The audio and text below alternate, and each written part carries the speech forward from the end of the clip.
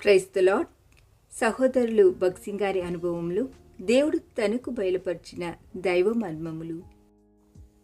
దానిపైని కరుణాపీఠమును కమ్ముకొనుచున్న మహిమగల కెరూబులుండెను. హెబ్రీయులకు రాసిన పత్రిక 9వ అధ్యాయము 5వ వచనము. కరుణాపీఠం యొక్క 2 కొనలను, ఈ కొనను ఒక కెరూబును, ఆ కొనను ఒక కెరూబును చేయవలెను. నిర్గమకాండం 25వ అధ్యాయము 18-19 వచనములు. కెరూబుల ముఖములు కరుణాపీఠము తట్టు ఉండవలెను. కెరూబుల రెక్కలు కరుణాపీఠమును కప్పుచుండును. ప్రాయశ్చిత్తార్థ దినమున ప్రధాన యాజకుడు బలి అర్పణ రక్తంతో అతి పరిశుద్ధ స్థలములోనికి వెళ్ళి రక్తమును కరుణాపీఠముపై ప్రోక్షించును.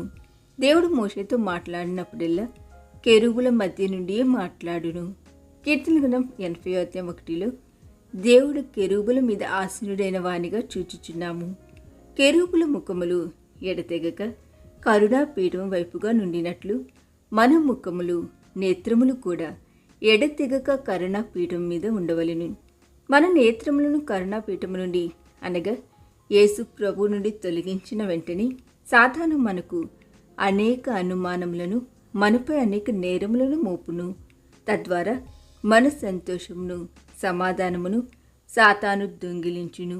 మనము మన నేత్రములను కరుణాపీఠం వైపు త్రిప్పిన వెంటనే సాతాను మన నుండి పారిపోయి ప్రభు కృప మరలా మనకు దొరుకును. కెరూబులకు బలమైన రెక్కలుండెను. రెక్కలు అనేక రీతులుగా ఉపయోగింపబడును. రెక్కల సహాయముచే పక్షులు ఏ ఆటంకము లేకుండా ఎగురును. రెక్కలు స్వాతంత్ర్యమును, హద్దుబాటులను జయించుటకు సూచించును. మన బంధకముల నుండి స్వతంత్రులనుగా చేయుటకు యేసుక్రీస్తు ప్రభు ఈ లోకమునకు వచ్చెను. ఈ విధముగా ప్రతి శిక్షా విధి నుండి ప్రభు మనలను విడిపించి పరిశుద్ధులనుగా చేయును. రెక్కలు భద్రత కొరకై ఇవ్వబడినవి. కొన్ని పక్షులు తమ పిల్లలను రెక్కలతో భద్రపరచుట మనకెంతో ఆదరణ కలిగించును. తుఫానులు వచ్చినప్పుడు మన ఇల్లు కాలుటకు ఆరంభించును, కానీ రెక్కల గుండా నీరు ప్రవేశించదు. బయట ఎంత తుఫాను ఉన్నప్పటికీ రెక్కలలో దాగి ఉన్న పక్షి పిల్లలు భద్రముగా నుండి వెచ్చగా నుండును. అదే రీతిగా మనము కూడా యేసుక్రీస్తు ప్రభునందు ప్రతి విధమైన తుఫానులో భద్రపరచబడుతుము. ఆయన తన రెక్కలతో నిన్ను కప్పును. ఆయన రెక్కల క్రింద నీకు ఆశ్రయం కలుగును. కీర్తన గ్రంథం 91వ అధ్యాయం 4వ వచనము. కీర్తన గ్రంథం 18వ అధ్యాయం 10లో కెరూబులను గురించిన మరి ఒక మర్మమును నేర్చుకొంచున్నాము. కెరూబుల మీద ఎక్కి ఆయన ఎగిరి వచ్చెను. దేవుని యొక్క గమనములు కెరూబుల మీద ఆధారపడి ఉండును. కెరూబులు సంగమునకు గుర్తు.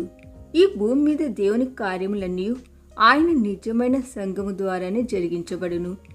సంఘ భావం మనం ఎరిగినప్పుడు దేవుని కార్యములో మనకు ఆసక్తి కలుగును.